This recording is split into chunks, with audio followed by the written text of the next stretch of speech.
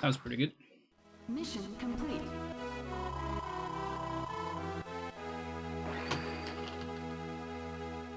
$53.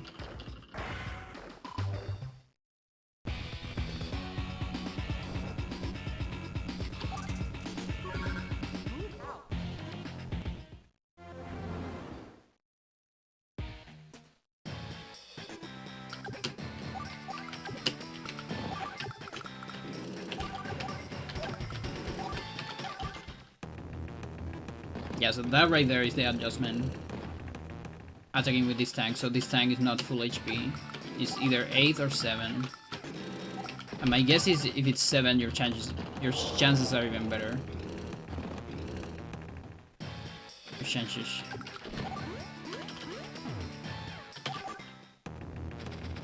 But just having an 8 increases chances by a lot.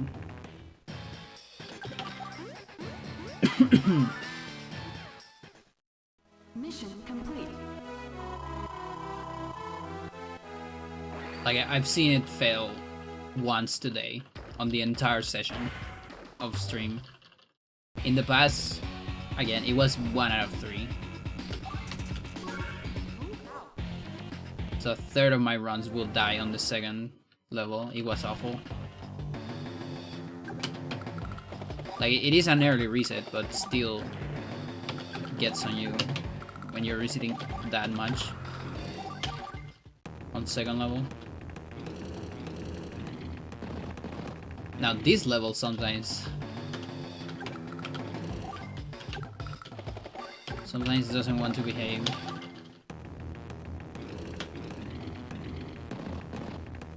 Okay, this looks good though. Yeah, this cannot fail.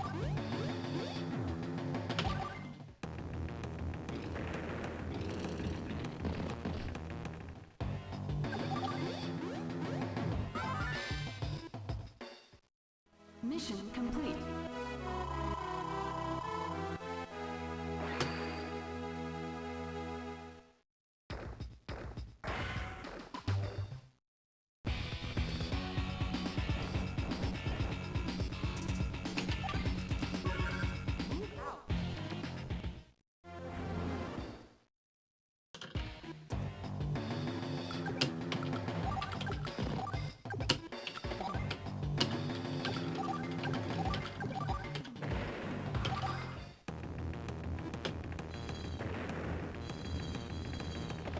Copters, well-behaved copters. Copters have a 10% chance of being shy or defensive, which will put them on, like, outside of my attack range, and that makes things harder for my strats. Yo, Palta, how's it going? Okay, this also makes things harder for my strat. I'm actually just doing a power. Fuck it. I don't want to reset here. I could gamble, but just do it.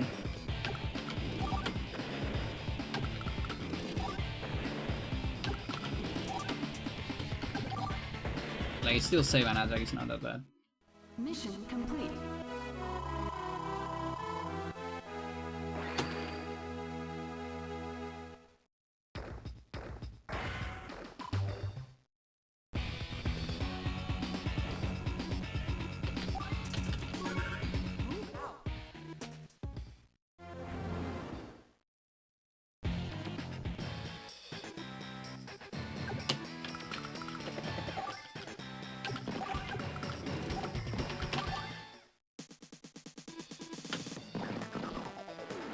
You're playing StarCraft? Nice.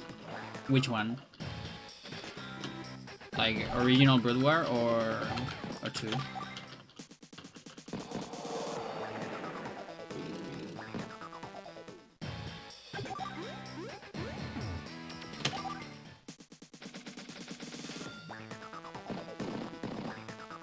Nice. I want to play it one day again. Zerg. Mission complete. Nice. Like, one day I need to get remaster and just replay it on the stream or something. I've been watching speedruns of StarCraft. Tadortine. No. That Dortine? Tadortine? I think is the name of the runner. They actually have a dedicated channel on YouTube that uploads like individual levels and other things very often. And it's just awesome to see it.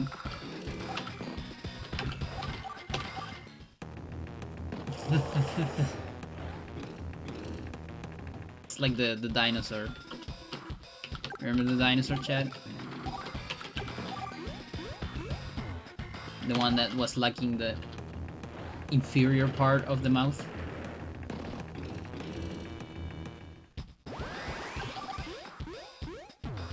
Kinda like that. Mission complete.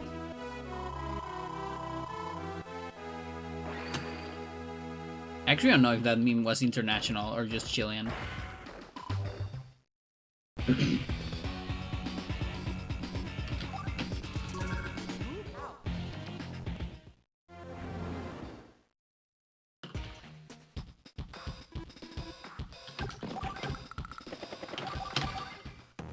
There's a guy outside that wants the attention of my parents. He has never been this annoying. Holy shit. So there's this funny guy because he says hello, of course, as people say. But then he says Monica. There's no Monica in like there's no Monica in like the whole street. No one is called Monica. But he always just say that. And so he usually screams, then he presses the bell. And now he's like banging the, what is it? The fence as well. Mission complete. Playing Zerg is fun until a Dark Templar enters.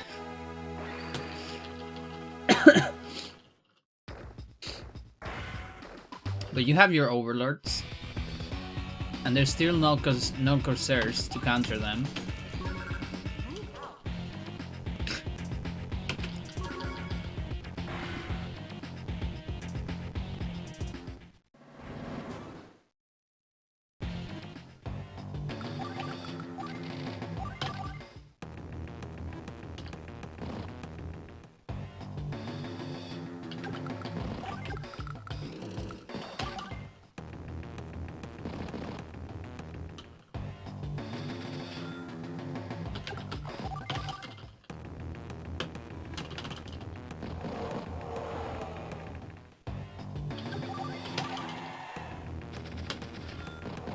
But yeah, apparently, so there's this weird glitch on StarCraft. So I found about this not too long ago. I didn't found it myself. I found out on the videos of the speedruns. Which is a glitch that allows you to make a super Mutalisk. Mission complete. So Mutalisk is like one of the strongest units in the game. By far. Well, maybe not by far, because a lot of things are broken on StarCraft, but it's pretty strong. Like on competitive, it's used all the time on every matchup, and it breaks Zerg versus Zerg. The other really strong unit in the game is Zerglings. They're also from Zergs, and also the reason why Zerg versus Zerg is so broken. And so there's this glitch that is called a super Mutalisk, which is a Mutalisk that inherits properties of Zerglings. So you take like two of the most broken units in the game and you just match them together into like the ultimate brute. It's mental. So you can only do it on Brood War and on all versions of the game where it's not patched. So that's because it's the only version where you have a ground unit that can transform into something. So this is the Lurker. I mean, the Hydralisk can transform into a Lurker. So them including that option actually makes it so that every single ground unit can turn into a lurker. The only thing that's preventing it from doing it is the UI, okay? But nothing else is preventing that. So if you are able to trick the UI into pressing that button, which is right there, you know, when you choose a Hydralix, for example, you can turn anything into an egg.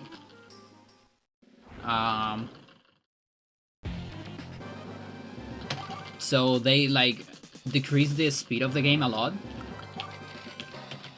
So they are able to like choose a Hydra and then switch rapidly to a group of Zerlings.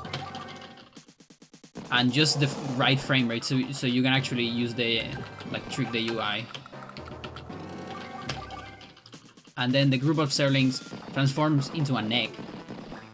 But it turns out that the default egg in StarCraft, because every time you do something that is not, like, natural in a game, it usually goes for a default state, right? That's, like, very common on glitches. So the default egg on StarCraft is actually not an egg, it's a cocoon. You know, the cocoons that Mutalisks do on the air, for example. And so then you have a group of 12 Zerlings that turn into cocoons, and then if you cancel the cocoon, guess who is the default unit that gets out of a cocoon? It's a Muta, right? Because usually, you know, you make Mutas into cocoons and then there are Guardians or Devouters. And so you successfully transform a group of Zerlings into Mutalisks. And for some reason, they just inherit the properties. Which is the research. So you research speed, Zerling speed, and hopefully also adrenal glands. And so you have a Mutalisk that moves at the speed of a Zerling and attacks at the speed of a Zerling while flying and being like stronger and doing more damage and doing glaives. It's so mental.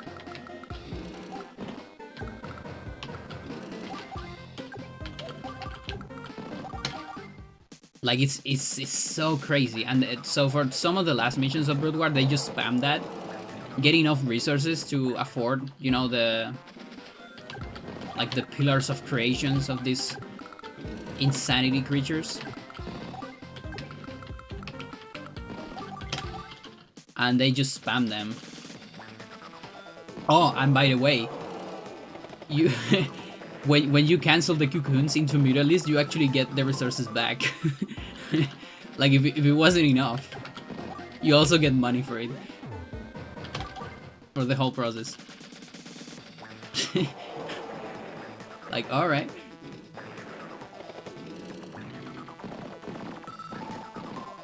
So I think you only need enough money for like the first roll of the first set of Mutas. And then after that you just get your money back every time. More than what you expend, actually, I think.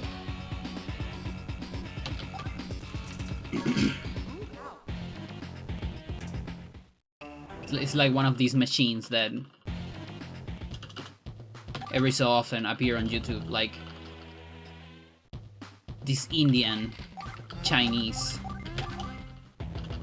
Iraqi, Chilean engineer just made a perpetual motion machine.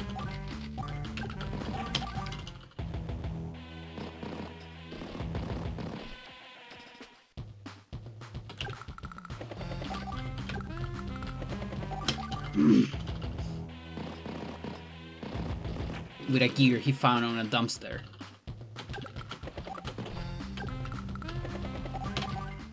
And his ass.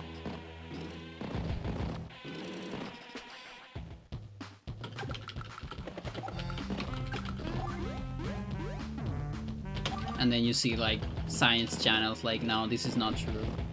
doesn't work. It doesn't obey the laws of thermodynamics or whatever. Mission complete. Well, super mute at least don't obey entropy. Checkmate, science.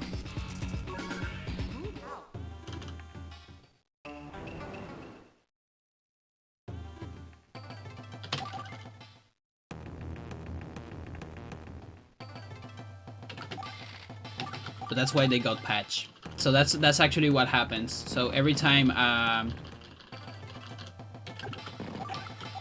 someone discovers a perpetual motion machine, the universe just gets patched.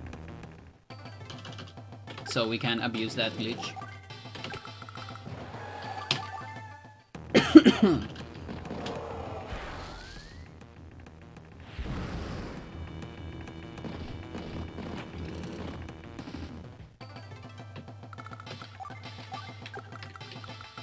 Keep thinking that the next one is the refund. Because I changed that a little bit.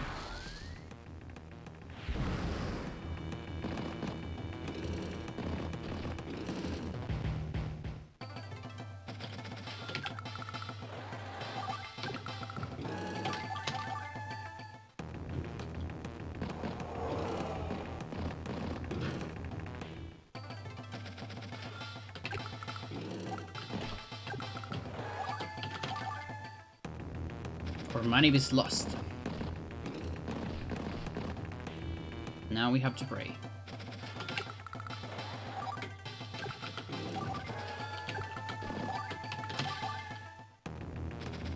It's a good start.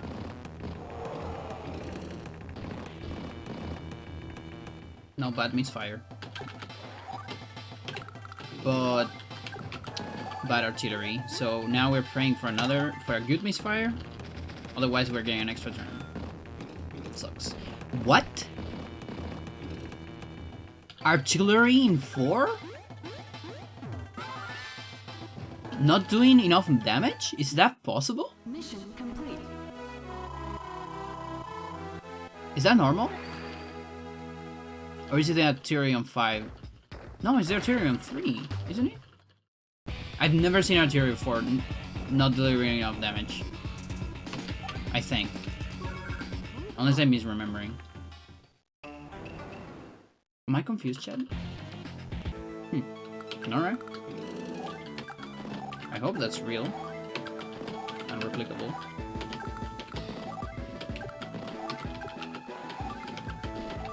I'd love to see it more often.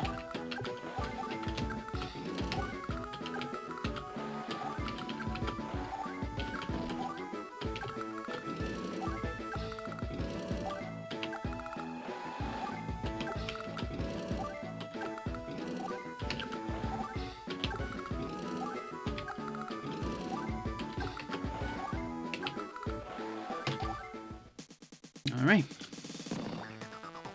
What do you got?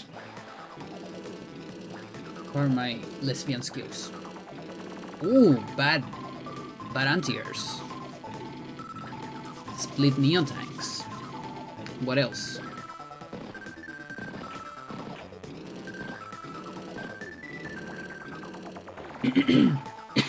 I think it means I keep this guy on the same spot.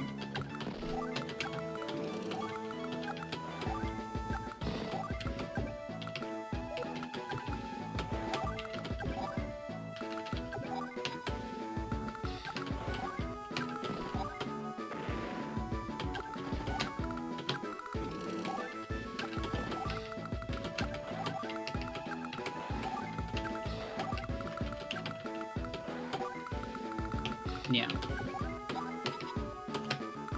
Just keep it there. Next turn, I guess. I could advance it there, actually. I don't know if that's the wisest decision. We'll see.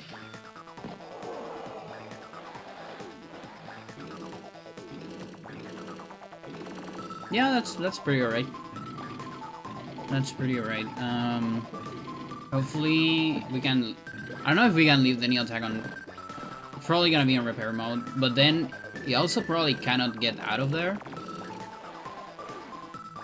which would be interesting.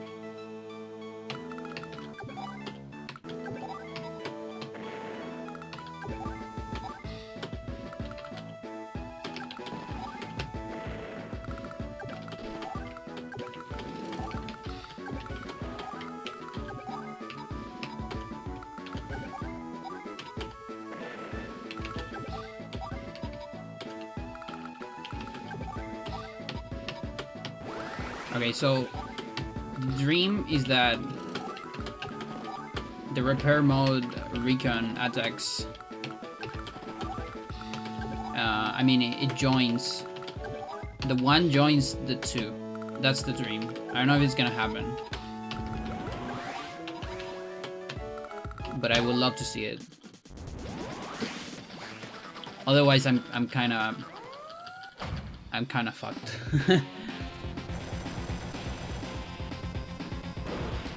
Because we got a recon on 2 instead of a 3. Let's see. Come on, come on, come on, come on, come on. Yes! Let's go. That's really good. Now we have a recon on 3. It's not on repair mode. It's gonna stay there.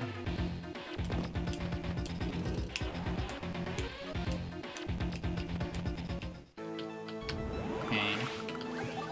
Take care of you.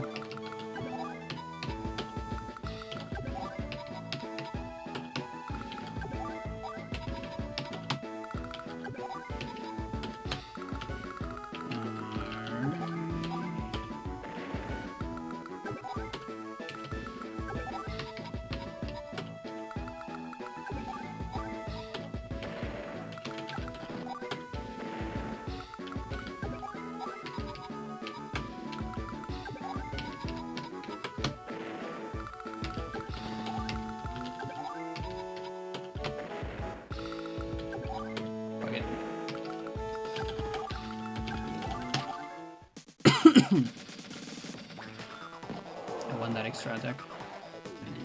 Ooh! I didn't thought about that, actually. I actually didn't thought about that. Okay, no one else push. No, you push. Fuck.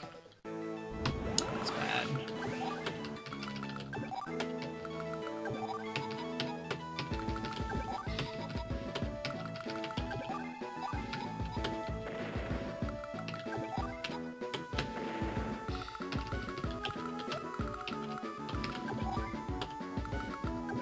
Oh, this is really bad.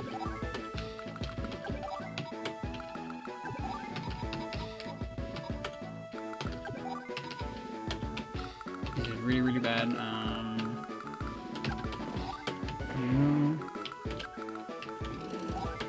I guess I have to do that. Sucks. Let's see how this develops.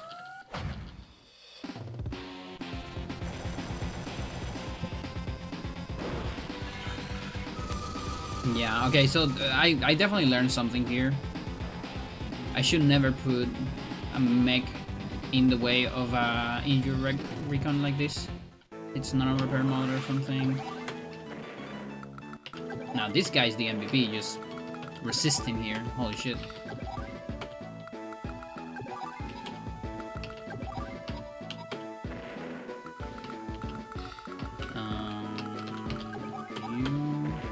Ooh, there's a guy here. Not cool. Not a fan. Incredible.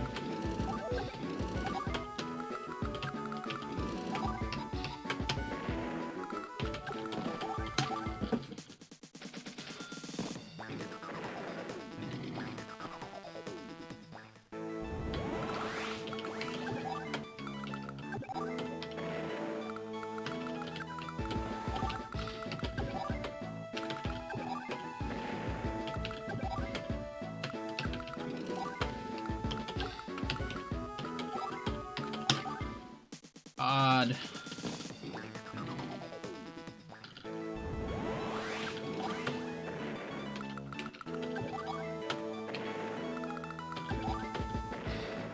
Okay, not too bad. Mission. But it can be so much better.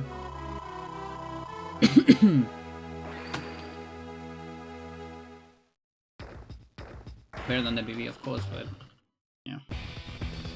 Whatever.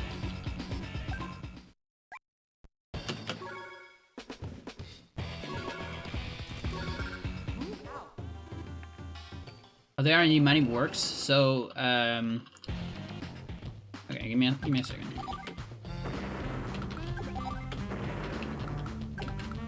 Do it during enemy turn. So RNG on this game doesn't advance at all times. It advances on very specific moments, which is when we open the commander menu, which you don't need to normally. When you draw diagonals, so every time you do a diagonal movement, the game decides if it wants to draw this arrow, like, you know, like right up or up right. So to decide which one, it advances RNG once. The other one is doing attacks. Every time you attack, the game goes like crazy and advances RNG every frame. So the attacks actually look random. Okay? Now there are some exceptions, like this level, where only if you attack units you advance RNG, but if you attack like neutral stuff, like the pipe seams or the mini cannons, it doesn't actually advance RNG. We don't really know why. And this is one of the most recent developments in the game, is doing a manip on this level. We used to not do manips on this level, but now we do.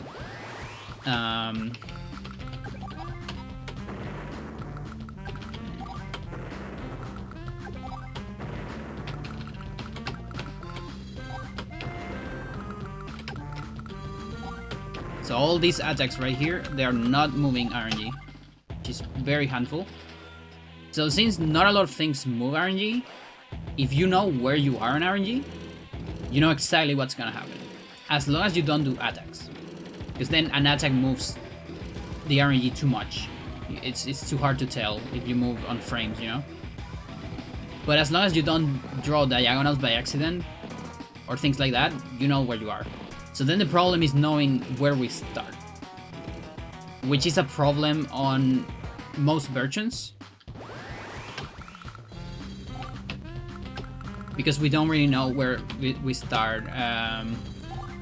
So when you start the game, there's a menu, which is the title screen, and on the title screen, every frame advances RNG as well.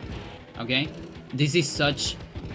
Developers probably did this, so you always get different results when playing the game from you know, starting up the game.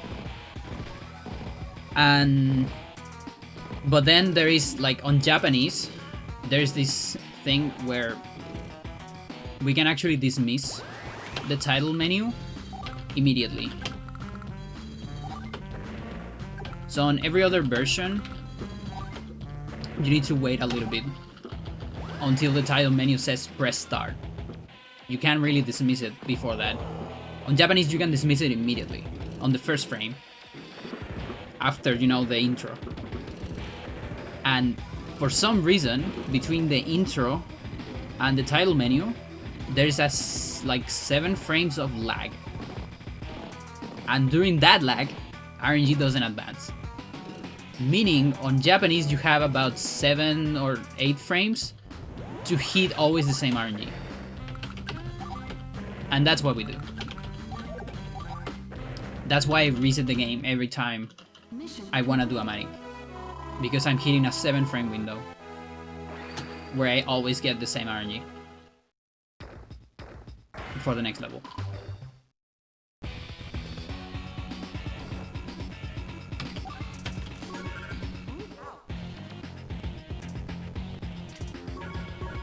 And then the rest of the game is like, how do we keep that RNG, and like, sometimes we draw specific diagonals or things like that, or we open the commander menu to advance RNG exactly what we want to get a good result, for example. So here, for example, the manip we did on the previous level carried into this one, There's no attacks on units. And we get the best RNG here, which is this battleship right here. Is stationary. Means it doesn't advance, it just stuck there forever. Until something's on range, but we're not gonna put anything on range. And that actually covers the factory. And it prevents Adder doing more units there. Which is kind of funny.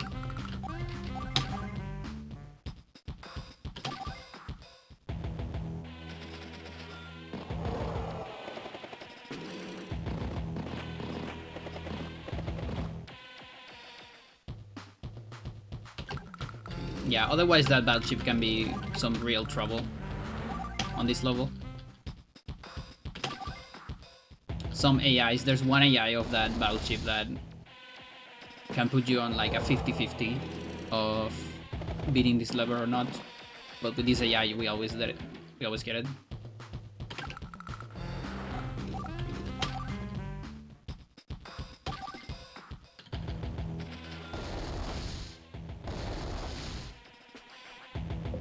This is funny because Andy's here like, yeah, orange star. Red star is here to help you. And then he doesn't do anything. Just moral support. Yeah, what's an emperor? Yeah.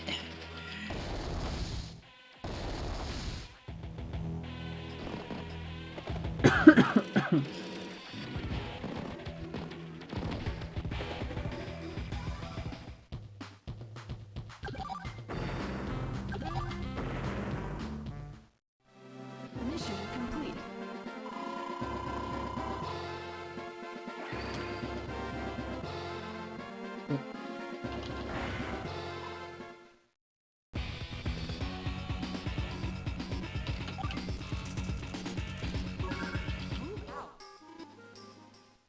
And now we're coming back to Blue Moon. Because this mission doesn't require manips. There's too many attacks on it anyways. Too many. Gold, gold. Double gold.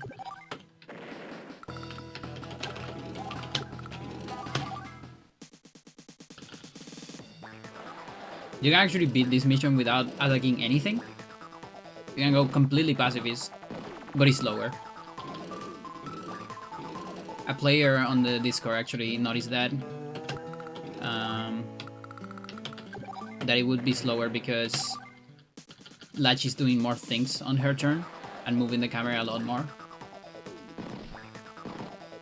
So we're getting rid of the units that are like on the south of the level. You see the camera will never go to that part of the level again on Latch turn, and Latch turns will also be way faster in general. It's just not attacking my things.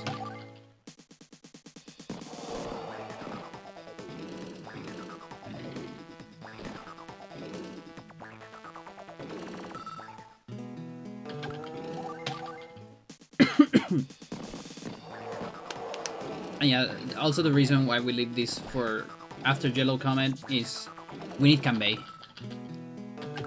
I mean, you don't need him, but you want him on speed because he's strong. We want Kanbei for Factory Blues, which is only possible when you beat Yellow Comet first. Mission complete.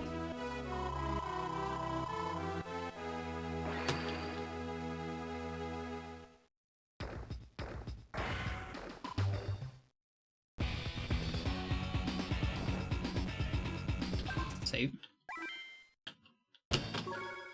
So that's the 7 to 8 frame window. Now I know where I am on RNG.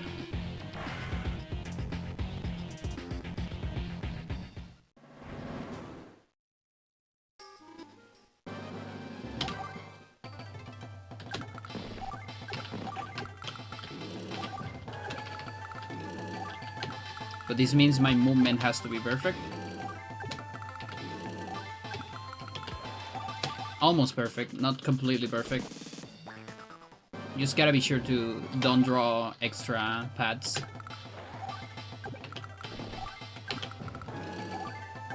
So things are relatively scripted, but there are some exceptions.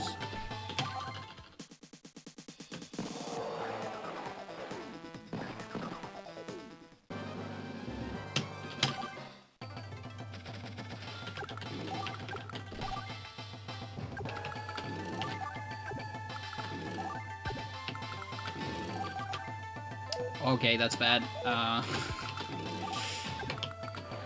Please work. Let's see. Please work. Oh, thanks. Okay.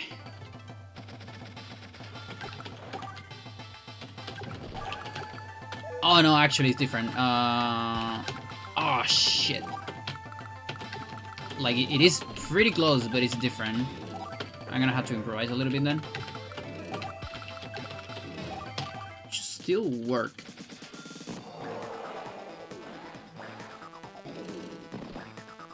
I'm gonna have to spend some things though. Yeah, this is not cool. This is like not cool at all.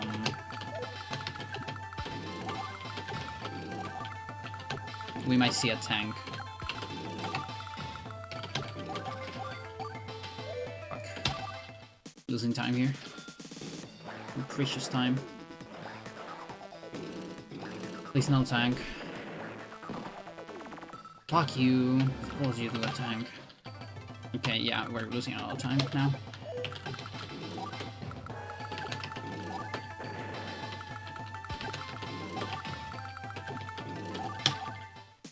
Didn't move the recon.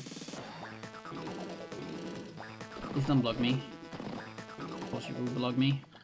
This is a massive time loss. Fuck.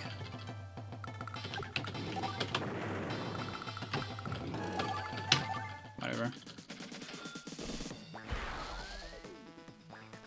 Could at least cover the other one. Nah, it doesn't matter.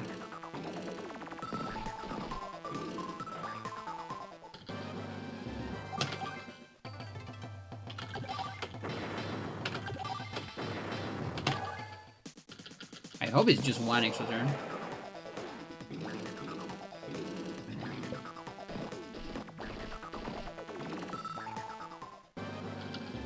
So this is a good example of what happens if you get out of script. Here I open a commander menu, so advances RNG in a way I don't want to, which I'm not familiar with. We don't know the result of that. So then I'm lose time. A lot of time, actually.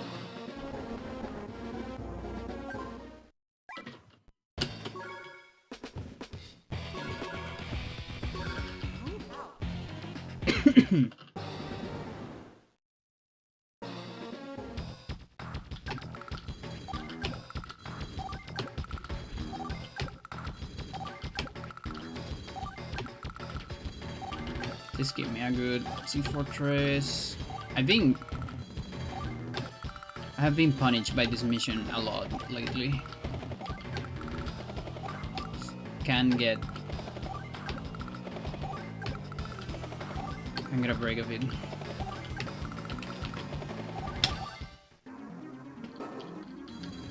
So this first turn is scripted. I do this in order to never get a Chai stuff, which are units that are defensive out of my range. But then the next one I don't have a lot of control over it because of the amount of attacks we do here. It would be really hard to do a manip. I'm probably slow as well. So I'm just gambling. I'm getting a good pattern next turn.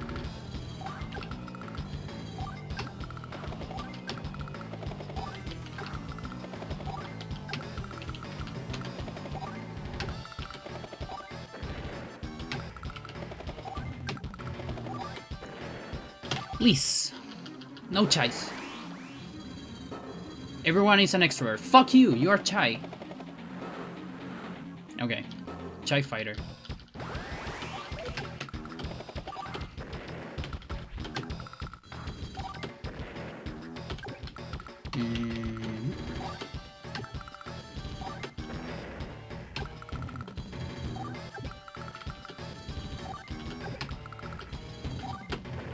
Okay, that at least is good. Of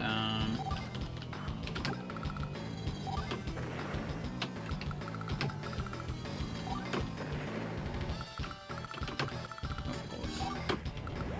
You suck. You.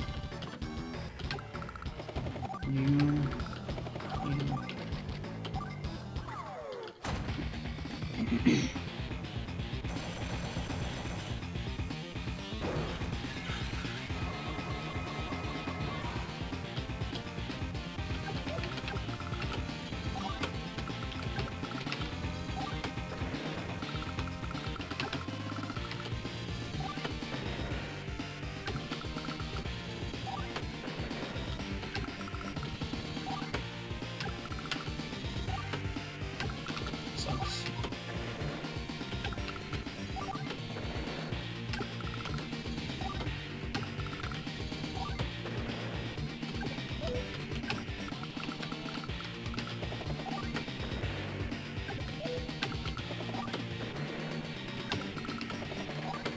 This is bad. We're losing time. Yeah, we didn't get any chais on on my PV.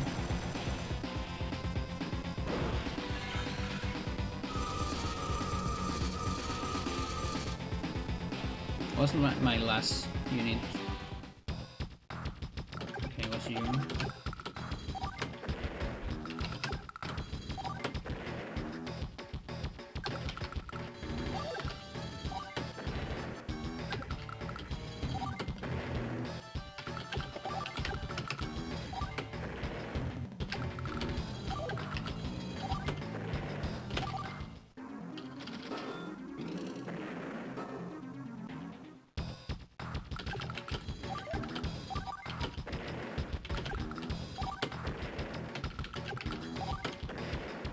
Hey, not too bad. Mission complete. I've seen way worse than that. I'm actually kind of proud of. Only 15 with a chai. That's actually pretty good for a chai.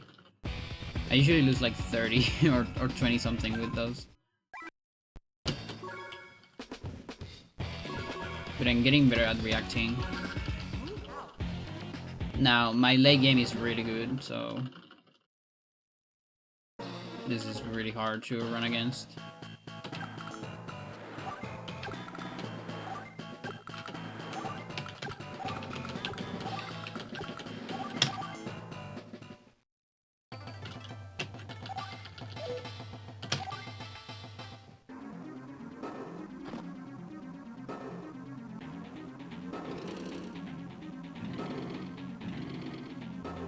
We don't call on the first turn.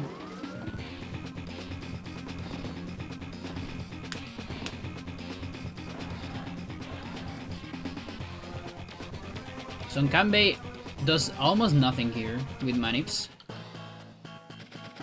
He opens commander menu. That's one thing. Which technically you can do it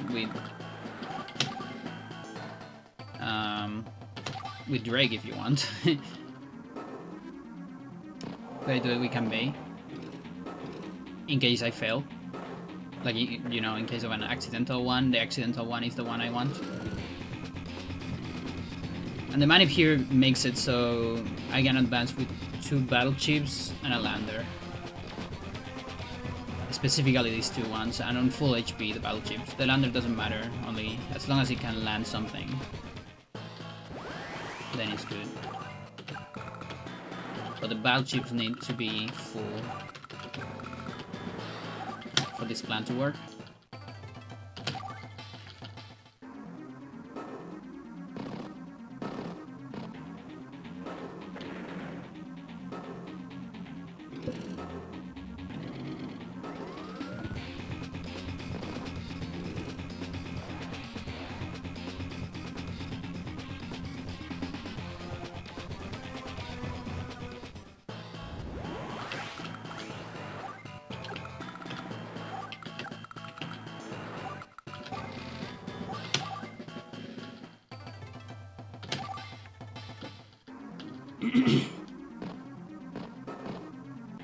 The thing that prevents you from doing this on the amount of days we want to is an extra damage source.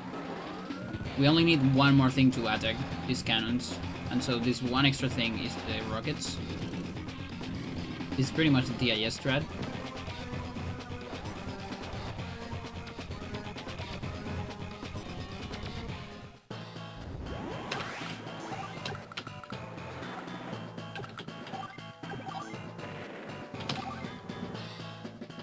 And so this way, next turn we're gonna have 3 damage sources. We need 4, and we already deal 1.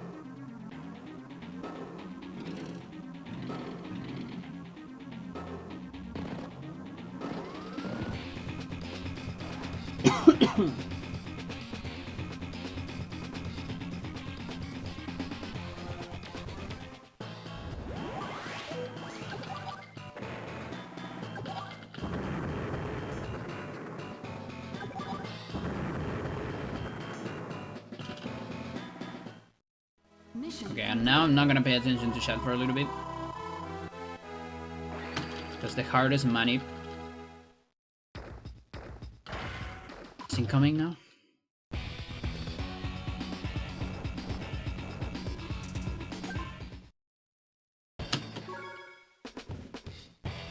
We need to reset because we did attacks at the end. And those attacks move the RNG.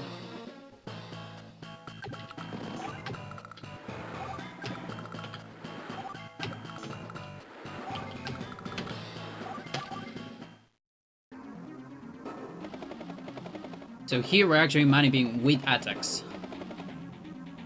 So if you remember what I said, that's really hard because they move RNG every frame. And so we want to know exactly where we're gonna land. So what we're gonna do is we're gonna use arrows and pads to try to deduce where we are on RNG.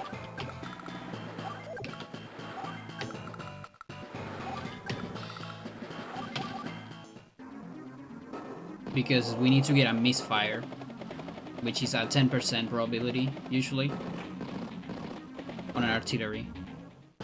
It's the only way this thing works.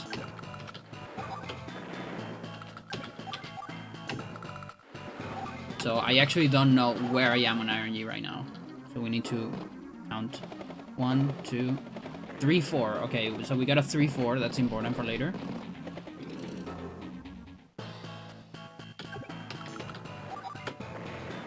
Okay. 4, 4. 4, 4, 2, 1, up, up. Super. So that was the manip right there. I have a chart that shows me what I need to do depending on which arrows, which path I see. If I did it correctly, this artillery should go somewhere else instead of trying to attack. Now, 4, 4, 1, 1, 2, 2, middle, okay. So the artillery didn't move away, it's still close, so we need to get a second misfire, and to do that there's a second manip that we just did, and that worked. Yeah, there you go. That means I'm losing time, because on PV I didn't get the second misfire. Mission complete.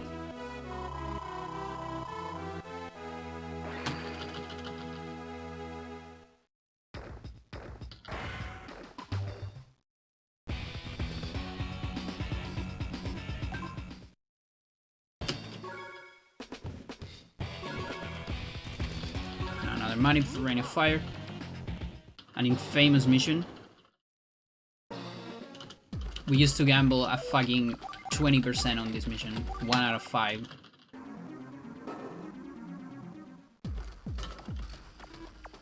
But now we have a guaranteed way to do it.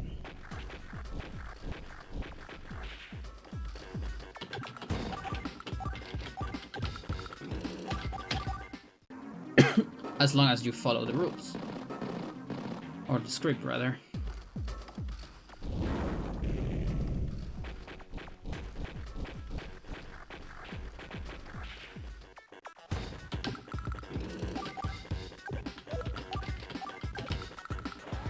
One of the rules is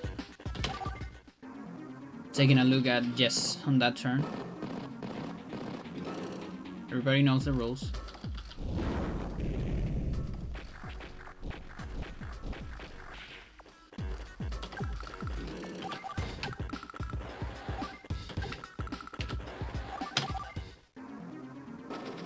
Also, no extra diagonals.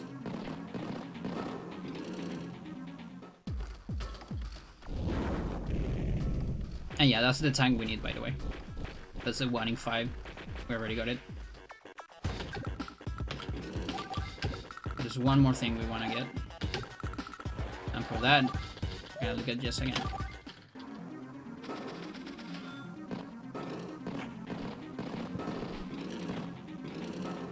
And that's a good anti-air. So we don't have to do a second gamble.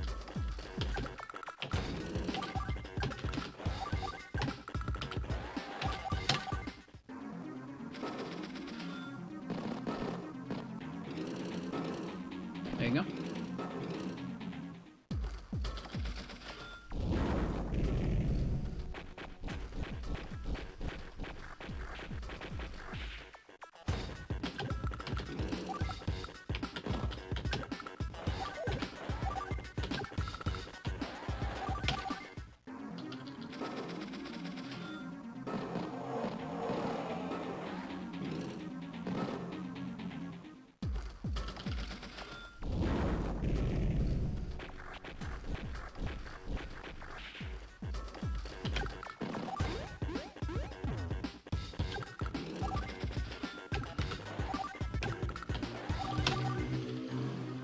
Motorbike. So none of my units should die here. That means we're on the correct RNG. Also, recons should be on 1 and 2. And that's important because we're gonna carry these into the next mission.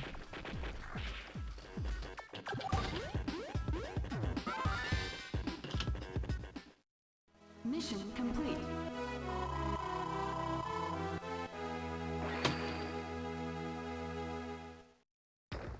So that way we don't need to save between these two missions.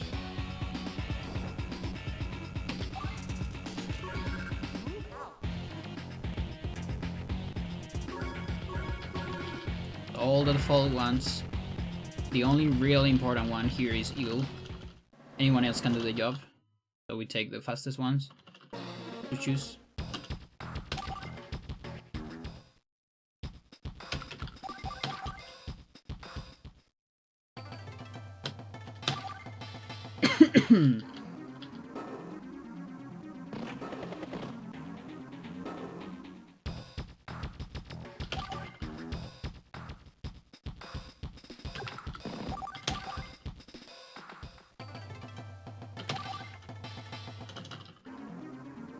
This mission is also very scripted. There's a lot of things that need to go our way. A bunch of AI on units.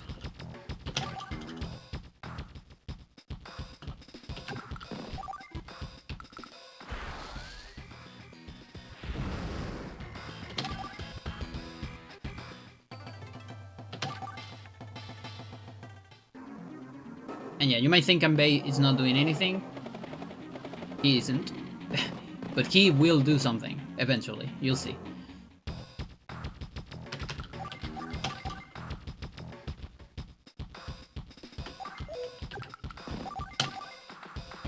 It's not yet.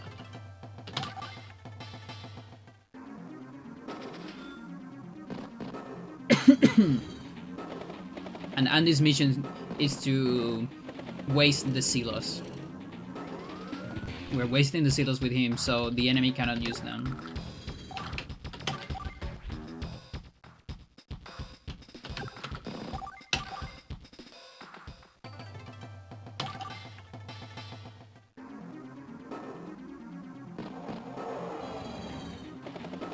So this fighter has a very specific AI that works for what I want to do. The copters are also not aggressive, so they don't attack. And this infantry.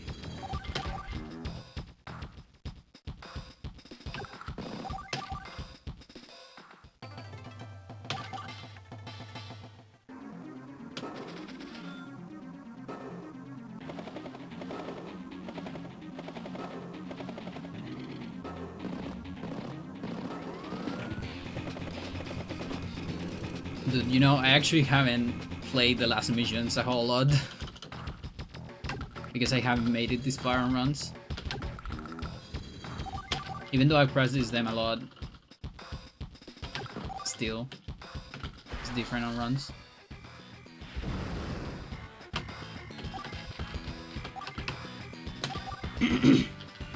So why do we do a Neo Tank there is because if you lose all your units with one of the countries, you will lose the match.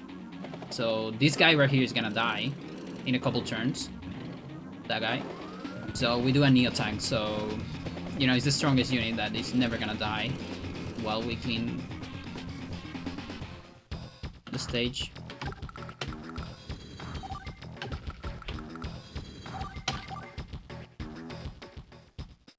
And now we pass.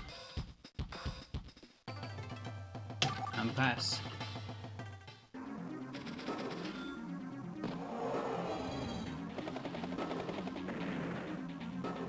Yeah, so I would get a game over there if I don't build a Neo Tank. Or just anything, honestly, but you know, other things can't die. Neo Tank cannot. On the amount of turns we do this. Apart from airport here.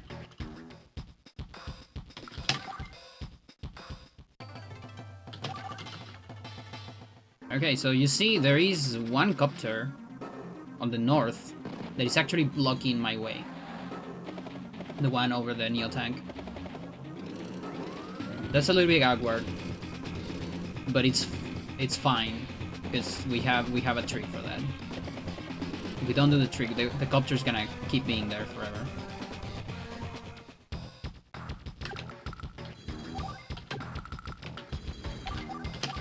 This is day 10. On day 10, you actually go down and create one guy with Kanbei. That's his mission. And that one guy makes this copter go down. Because it's a smart AI that reacts to your units.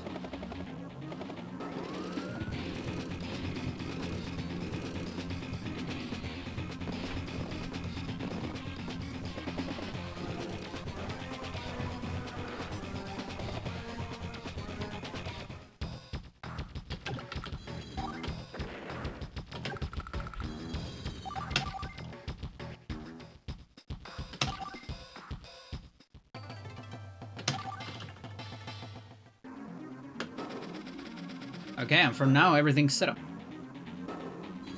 No one's blocking my way. And we have a clean entrance for the pipe seam. And this way is way faster than using our rockets with Sonja, which used to be the old threat.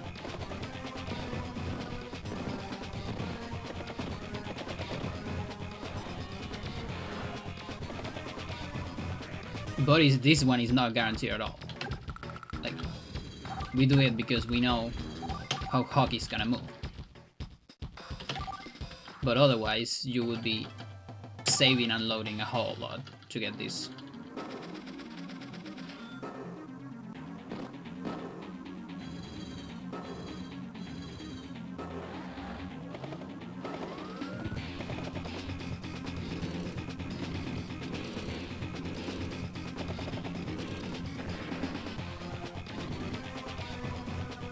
Okay, Copter didn't attack Neo Tank, that's pretty good. It saves me a repair.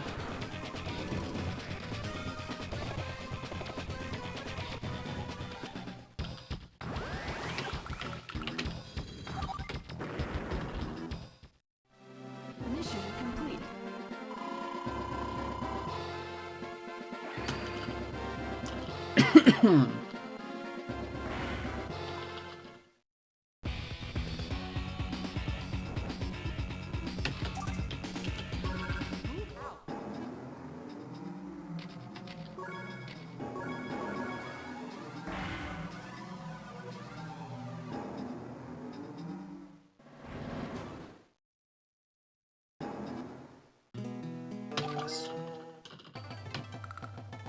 One guy.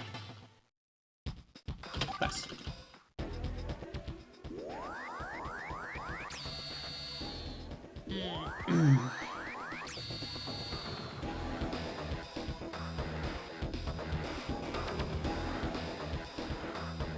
My hands are tired.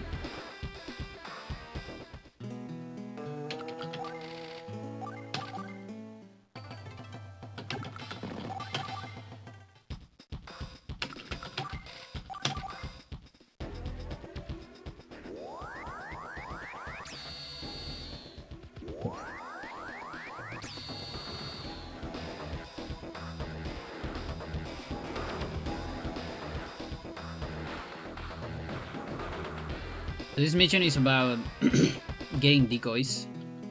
It's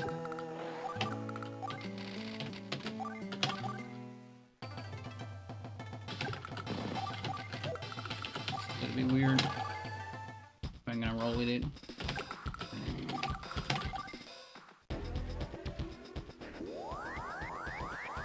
Grid actually has enough range to attack things from outside of the pipe fortress.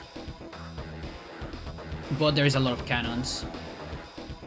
And so we want to trick Sturm into firing the other things that are not my rockets.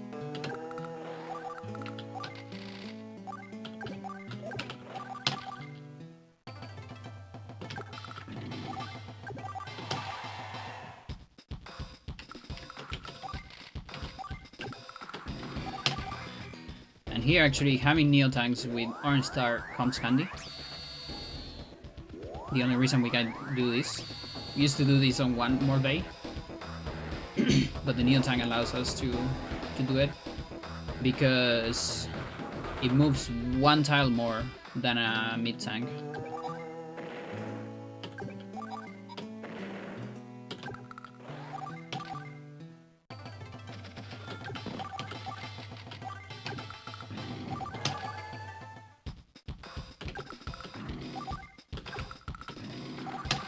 Because you know, mid tank is too thick.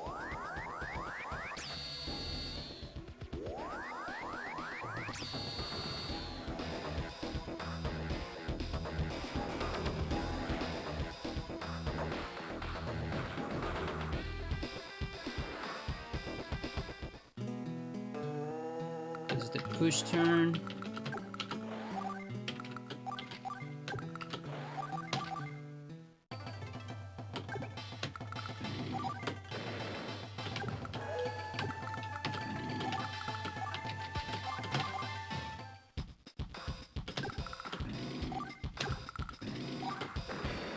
And I think I'm losing time. Just a little bit. Because of awkward menuing.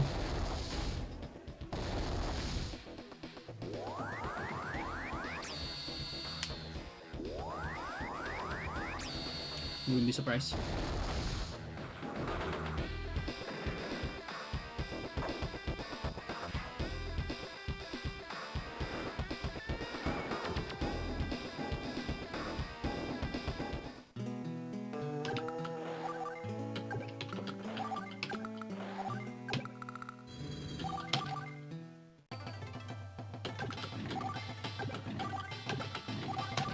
We join tank there because we need more targets.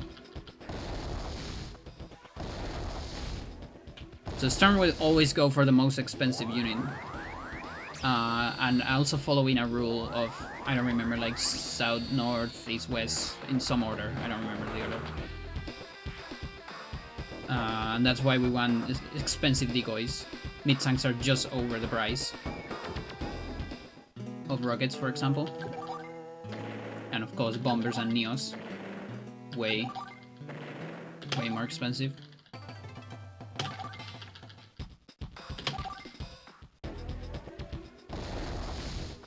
And now he's actually gonna attack some of the rockets.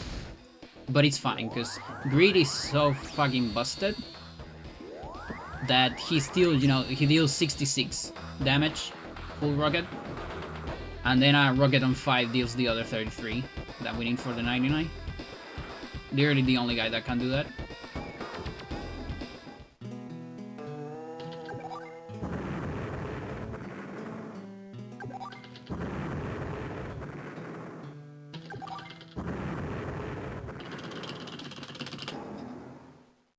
Mission Oh, this is gonna be so close. Okay. We gotta save here.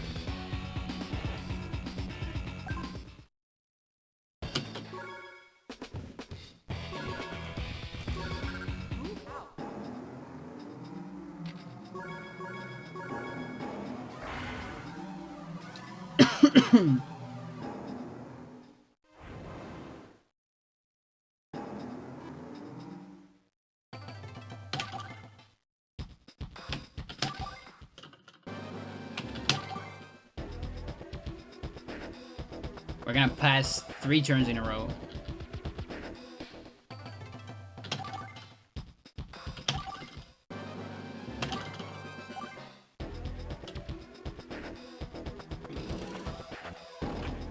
Four even? I don't remember. It's 3 or 4.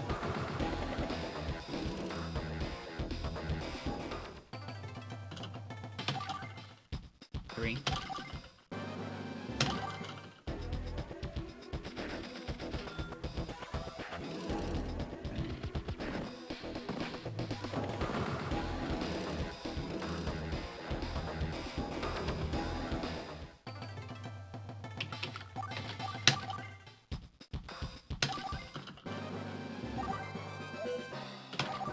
My guy Olaf. Making the money possible.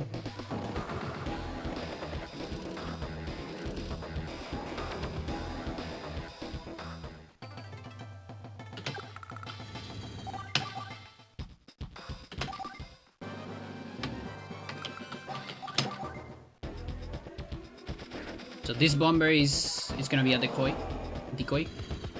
It doesn't actually matter that Kanbei bomber is more expensive. The rule of directions still applies for 2 bombers, regardless of their price. Specifically to commanders. I'm gonna move the camera a little bit to get better subsequent turns with Andy. So this is gonna attack Olaf's. And why Kanbei? Because Kanbei can beat things on 1 turn because of extra firepower. Eagle can also do it. That's another option. But Kanbei is faster on menuing when choosing a commander.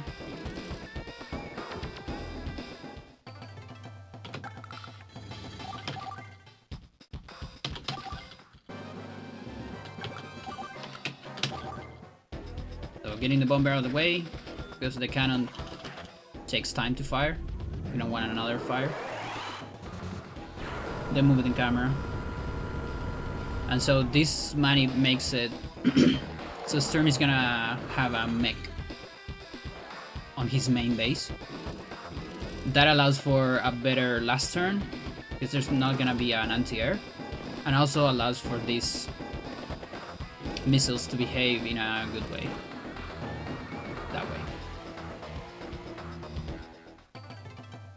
So we get a mid tank here instead of an anti-air on main. And we also don't get the fighter on main, which is very bad. Instead we get this fighter that is just 1 tile away from destroying Olaf, which would cause a game over, by the way.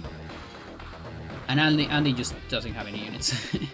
He's just here asking for airports. It's fine. And now we win. And match like crazy.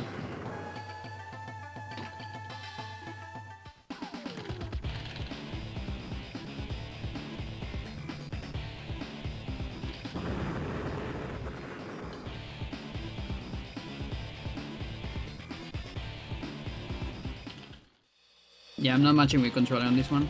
I don't have my controller ready.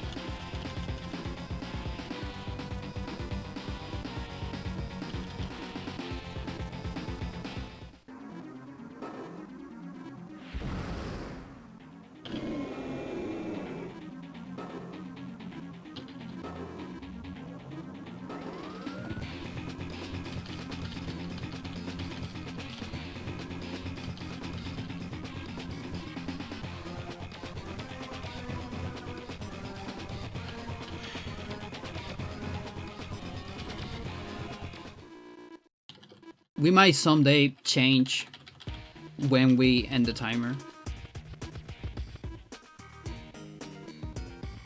to be before the match, like advance was 1. Mission complete. It's up to us, really.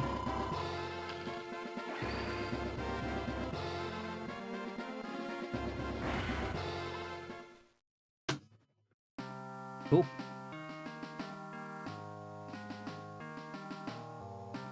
Not quite the run I want, though, but PB is PB.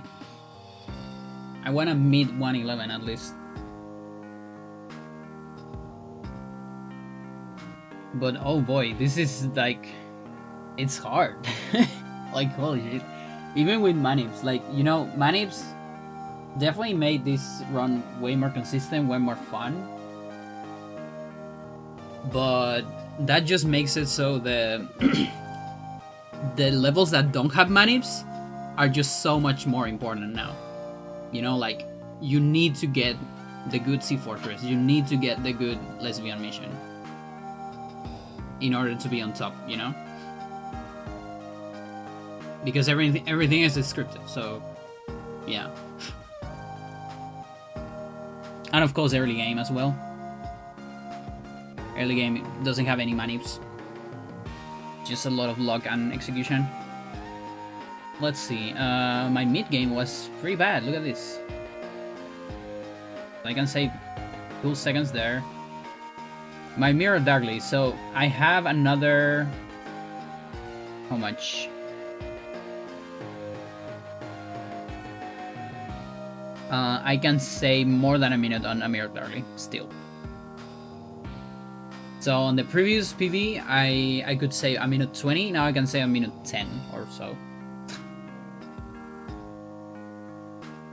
Or like a minute. Let's say like reliably a minute, probably. This is the first run finished with the new Hunt's End. Manip, that demonstrated to be a very cool trick, as you can see on the golds. Thank you for GG's, by the way. Thank you. What else? What else? Oh yeah, Factory Blues. So this was really unfortunate. If I didn't mess up the Manip on Factory Blues, this wouldn't been the run I wanted actually. Would have been a low 111, like 111.15 or 20. Yeah, that was a very bad one because I lost 30 seconds just because I pressed A 1 extra time. I pressed A before pressing up. That's it. It's literally 30 seconds gone. Mental. Then Sea Fortress was pretty bad. So let's see, what's my goal on Sea Fortress? But that one doesn't depend too much on me. I actually played pretty good for the luck I got.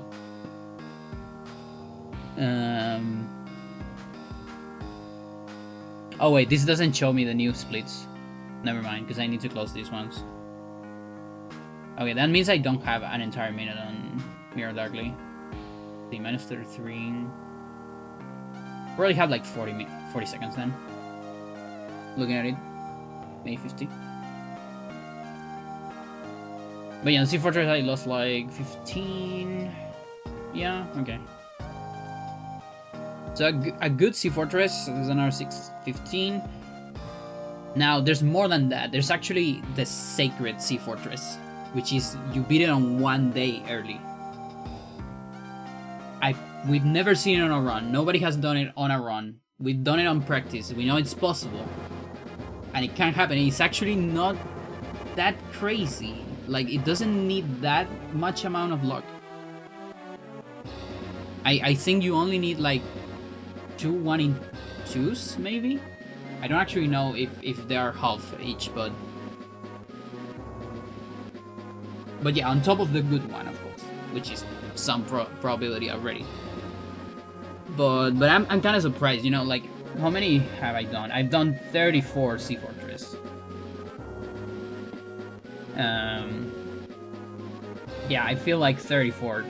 I should have seen it at least once, but I honestly don't know how rare it is. And that's like another 10 seconds maybe?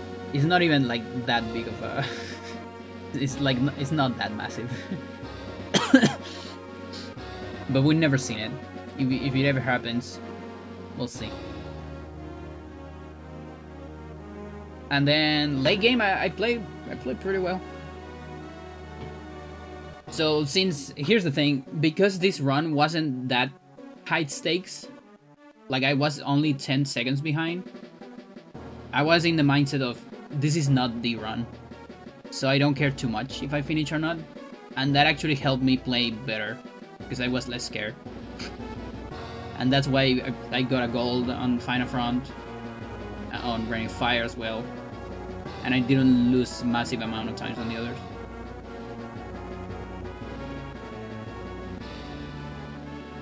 We also got double misfire on Navi versus Air,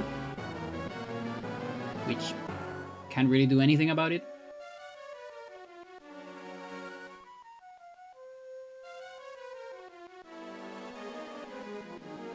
But yeah, this is good.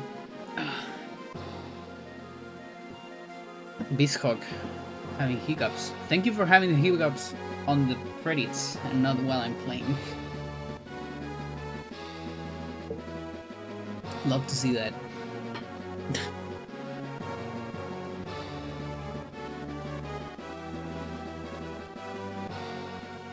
Seriously, I would love if Beasthawk would be just a tiny bit less resource intensive.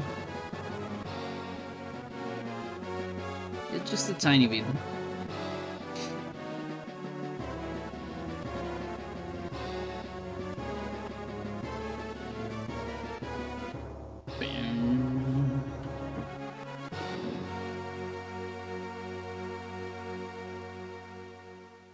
Alright. B of booty.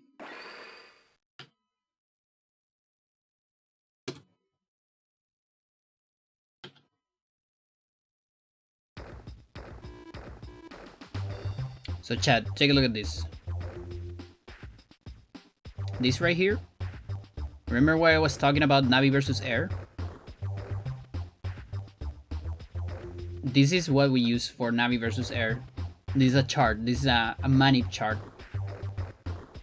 that I made based on information provided by Dan, the other amazing runner of this game, that actually discovered how to do these manips consistently for RTA. And so this is like, you see, when I'm on Navi versus Air and I do 2 attacks, and then I move my lander. I move it to the edge, and I create a path. And depending on which path I see, I need to look at this chart, and then do another diagonal, and see what's the next path, and so on, you know, until I know exactly where I am. And then I need to do the adjustments. And once you do that, you get a misfire on the next turn. But you have to read this shit during the run. There's no way you're memorizing this shit.